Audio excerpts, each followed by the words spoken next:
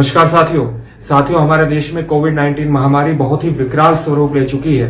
अगर आप सरकारी आंकड़ों को सही माने तब भी प्रतिदिन 2 लाख संक्रमण के नए मामले आना और लगभग 4000 व्यक्तियों की जान चले जाना अपने आप में काफी है जानने और समझने के लिए कि महामारी किस स्तर पर फैली हुई है।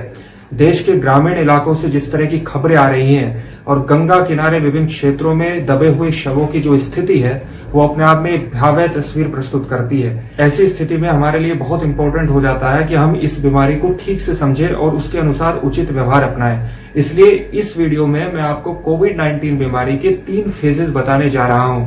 जाहिर सी बात है कि मैं कोई डॉक्टर नहीं हूं और न ही मैंने कोई मेडिकल साइंस की पढ़ाई की है, इसलिए जो भी मैं आपको बताऊंगा वो देश और दुनिया के अलग अलग न्यूज़पेपर्स और मेडिकल जर्नल में छपी रिसर्च पेपर और डॉक्टर्स के इंटरव्यू का एक कॉम्पिलेशन है। इसलिए आप इस पर विश्वास कर सकते हैं और इसके बावजूद भी जो भी मैं आपको सलाह दूंगा या जो भी इस वीडियो में बताया जाएगा, आप इस बीमारी से संबंधित उस चीज को अपने डॉक्टर की सलाह पर ही फॉलो करें।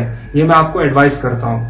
पहले फेज में कोरोना से संक्रमित होने के बाद आप में से हो सकता है कि बहुतों को कोई लक्षण ही ना आए, यानी आप असिम्प्टोमेटिक रहें, और कुछ को हो सकता है कि हल्के प्रकार के माइल्ड प्रकार के लक्षण आए, जैसे बुखार होना, गले में खराश और खांसी होना, बदन दर्द होना और कुछ में लूज मोशन भी हो सकते हैं। इस फेज में पेशेंट का ऑक्सीजन सैचुरेशन लेवल नॉर्मल रहता है, यानी 94 या 94 प्लस रहता है, और 80% मरीज इस फेज में सामान्य बुखार की दवाई, मल्टीविटामिन और समय समय पर भाप लेते रहने से ठीक हो जाते हैं। इस फेज में जो बात विशेष रूप से आपको ध्यान रखनी है वो ये कि हमारे देश में कोरोना वायरस का जो नया म्यूटेंट वेरिएंट फैला हुआ है वो शायद RT-PCR टेस्ट को भी स्किप कर रहा है।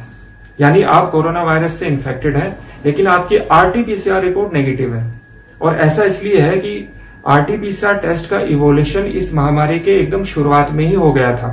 उसके बाद लंबे समय में वायरस ने म्यूटेशंस के कारण कई प्रकार के परिवर्तन हुए हैं, और ऐसा पूरी तरह संभव है कि नया म्यूटेंट वेरिएंट RT-PCR टेस्ट को स्किप कर जाए। साथ ही RT-PCR टेस्ट की सेंसिटिविटी सैंपलिंग और टेस्टिंग की क्वालिटी पर भी निर्भर करती है। एक्सपर्ट्स के अनुसार देश में लगभग 20 से 30% मामलों में ऐसा देखने में आ रहा है कि कोरोना वायरस के सभी क्लासिक लक्षण जैसे फीवर, गले में खराश, खांसी, बदन दर्द होते हुए भी RT-PCR टेस्ट की रिपोर्ट जो है वो नेगेटिव आई है। इसलिए एक्सपर्ट्स ने ये सुझाव दिया है कि कोविड के सभी क्लासिक लक्षण होने पर पेशेंट को एज ए कोविड केस के रूप में ही ट्रीट किया जाए, और स्वास्थ्य मंत्रालय ने भी अपनी गाइडलाइंस में हॉस्पिटल में भर्ती होने के लिए पॉजिटिव RT-PCR टेस्ट की रिपोर्ट की अनिवार्यता को समाप्त कर दिया है। जैसा कि मैंने कहा कि फर्स्ट फेज में ही 80% पेशेंट्स ठीक हो जाते हैं। इनमें से 20% पेशेंट अगले फेज यानी सेकेंड फेज में प्रवेश करते हैं, लेकिन इसको यहाँ पर हमें पहचानना बहुत जरूरी है। कैसे पहचानेंगे? अगर आपका बुखार 4-5 दिन में ठीक नहीं होता है तो 5वें दिन से आपका बुखार बढ़ना शुरू हो जाएगा, आपकी खांसी और ज्यादा गहरी हो जाएगी और दम सा घुटेगा, यानी सांस भर भर के आएगा। जरूरी नहीं है इस फेज की शुरुआत में ही आपका ऑक्सीजन लेवल नीचे चला जाए, और इस फेज की शुरुआत में आपका ऑक्सीजन लेवल नीचे जा भी सकता है, यानी दोनों पॉसिबिलिटीज हैं। इस फेज के 5वें दिन के लक्षणों को कुछ मरीजों में 3रे दिन और कुछ मरीजों में 6ठे और 7वें दिन भी देखा गया है। यानी 5वें दिन के कैलकुलेशन में आप ±2 दिन का मार्जिन लेकर के चलें। इस सेकेंड फेज में पेशेंट को एकदम सावधान हो जाने की जरूरत है, क्योंकि यहाँ पर डॉक्टर की क्लोज मॉनिटरिंग की आवश्यकता है। इसी फेज में पेशेंट को स्टेरॉइड्स की आवश्यकता पड़ती है, और इसी फेज में पेशेंट को एंटीकोएगुलेंट की जरूरत पड़ सकती है। बुखार क्यों बढ़ता है और एंटीकोएगुलेंट की जरूरत क्यों पड़ती है? उसका कारण यह है कि 4-5 दिनों में वायरस हमारी कोशिका का प्रयोग करके अपने आप को बहुत बड़ी संख्या में रेप्लिकेट कर चुका होता है, यानी अपने जैसे करोड़ों वायरस बना चुका होता है। तब हमारे शरीर के इम्यून सिस्टम, रोग प्रतिरोधक क्षमता को ये पता लगता है कि शरीर में कोई बहुत बड़ा दुश्मन घुस आया है, और वो एंटीबॉडीज के माध्यम से इस वायरस पर हमला करती है। यानी एंटीबॉडीज और वायरस के बीच एक तरह की लड़ाई होती है। इस लड़ाई में हमारे शरीर का तापमान बढ़ता है, और क्योंकि हमारे शरीर की पूरी एनर्जी इस लड़ाई में जाती है, इसलिए हमारा शरीर टूटता है, बदन दर्द होता है। इस लड़ाई में यानी हमारे शरीर की एंटीबॉडीज और वायरस के बीच के संघर्ष में हमारी एंटीबॉडीज से एक धोखा हो जाता है। वो धोखा क्या है? हमारे फेफड़ों की कुछ कोशिकाएं वायरस की तरह दिखाई देती हैं, और हमारी एंटीबॉडीज वायरस और फेफड़ों की उन कोशिकाओं में अंतर नहीं कर पाती। और इसके कारण एंटीबॉडीज लंग्स की उन कोशिकाओं पर भी हमला कर देती है, जिसका प्रभाव पड़ता है हमारी ब्लड वेसल्स पर। हमारी जो धमनियां हैं खून का प्रवाह बनाती हैं, हमारी धमनियों की चिकनाहट इस हमले से, इस एंटीबॉडीज के हमले से वो चिकनाहट खत्म हो जाती है, यानी वहां एक खुरदरापन आ जाता है, जिससे वहां पर ब्लड जमने लगता है और खून का प्रवाह बाधित होता है। इस सेकंड फेज में आपने काफी पेशेंट से सुना होगा कि कंजेशन बहुत हो रहा है, कंजेशन बहुत ज्यादा बढ़ गया है। वो इसी क्लोटिंग के कारण है। जब हमारे शरीर की एंटीबॉडीज फेफड़ों की ऐसी कोशिकाओं पर हमला कर देती है जो वायरस की तरह दिखाई देती है, इससे हमारे फेफड़ों में ऑक्सीजन का प्रवाह बाधित होता है, हमारी सांस फूलने लगती है, दम घुटने लगता है, और यहीं पर हमें जरूरत होती है एंटीकोगुलेंट की। यहाँ पर एक बात बहुत विशेष तौर से ध्यान रखनी है, बहुत बड़ी संख्या में ग्रामीण क्षेत्रों में एस्प्रिन लोग यूज कर रहे हैं। आपको एस्प्रिन यूज नहीं करनी। एक बार फिर कह रहा हूं, आपको एस्प्रिन यूज नहीं करनी। एस्प्रिन यूज क्यों नहीं करनी? उसका कारण यह है कि कोरोना का आपके शरीर पर, कोविड बीमारी का आपके शरीर पर एक इम्पैक्ट है कि वो आपकी प्लेटलेट्स को कम कर देता है, और एस्पिरिन आपकी प्लेटलेट्स को कम करके ही ब्लड सर्कुलेशन को नॉर्मल करती है, खून को पतला करती है। इसलिए एस्पिरिन का प्रयोग आपके लिए बहुत डिजास्टर्स हो सकता है, बहुत गलत हो सकता है। इसलिए आपको डॉक्टर की सलाह से एंटीकोगुलेंट यूज करना है जो ब्लड सर्कुलेशन को नॉर्मल करेगा।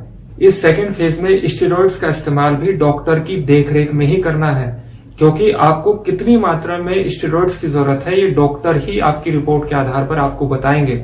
स्टेरॉइड्स का अंधाधुंध प्रयोग, इनडिस्क्रिमिनेट यूज एक कारण हो सकता है आपके ऑक्सीजन लेवल गिरने का। हमारे देश में चल रही कोरोना वायरस की दूसरी लहर के दौरान अचानक अप्रैल मई के महीने में ऑक्सीजन की बहुत ज्यादा डिमांड बढ़ जाने का एक कारण एक्सपर्ट्स ने यह भी बताया कि पेशेंट्स ने इनडिस्क्रिमिनेट तरीके से, अंधाधुंध तरीके से स्टेरॉइड्स का इस्तेमाल किया, जिससे उनका ऑक्सीजन लेवल नीचे चला गया। साथ ही कोविड-19 के पेशेंट्स में जो एक नई महामारी फैल गई है, ब्लैक फंगस, उसका भी one of the prominent reason steroids का गलत इस्तेमाल ही है। खास तौर से अगर आप शुगर के पेशेंट हैं, तब आप में ब्लैक फंगस का खतरा और ज्यादा बढ़ जाता है। इस सेकेंड फेज की शुरुआत में अगर आप सावधान होते हैं और डॉक्टर की क्लोज मॉनिटरिंग में ड्रग्स का सही इस्तेमाल करते हैं, तो हो सकता है कि आपको हॉस्पिटल जाने की जरूरत ही ना पड़े और ना ऑक्सीजन की जरूरत पड़े, आप घर पर ही आसानी से ठीक हो जाए। इस फेज में पहुंचने वाले मरीजों में भी 80% मरीज ठीक हो जाते हैं। यही वो फेज है जहां पर आपको रेमडेसिविर की आवश्यकता पड़ती है। रेमडेसिविर के पक्ष में भी कोई बहुत ज्यादा सफिशिएंट डाटा नहीं है, लेकिन कुछ मरीजों में इसका पॉजिटिव इफेक्ट देखा गया है। इसी फेज में कन्वेसेलेंट प्लाज्मा की जरूरत पड़ती थी, जिसे अब रिकमेंडेड ट्रीटमेंट के दायरे से, उसकी श्रेणी से बाहर कर दिया गया है, क्योंकि कोविड-19 बीमारी की प्रोग्रेस को कम करने में इसको नॉन बेनिफिशियल पाया गया। कोविड-19 बीमारी के थर्ड फेज में 2 से 5% मरीज ही पहुंचते हैं। इस फेज तक आते आते वायरस आपके शरीर से जा चुका होता है, लेकिन समस्या होती है हमारे शरीर के इम्यून सिस्टम के हाइपर एक्टिवेट हो जाने से। हमारा शरीर का जो इम्यून सिस्टम है, रोग प्रतिरोधक क्षमता है, वो वायरस के प्रति हाइपर एक्टिवेट हो जाती है। उसका रिएक्शन ओवरवेलमिंग होता है। इस स्थिति को हम कहते हैं साइटोकाइन स्टॉर्म। यहाँ पर hyper activated immune system kidney, heart, liver जैसे ऑर्गन्स को नुकसान पहुंचा सकता है, और इसी के लिए anti-IL-CR ड्रग जैसे टॉसिलिजुमैब दिया जाता है। इस ड्रग का इस्तेमाल भी डॉक्टर की सलाह पर, डॉक्टर की निगरानी में ही करना चाहिए। अगर आप इन तीनों फेजेस को संक्षेप में देखें तो फर्स्ट फेज में 3 से 4 दिनों में ही 80% मरीज ठीक हो जाते हैं।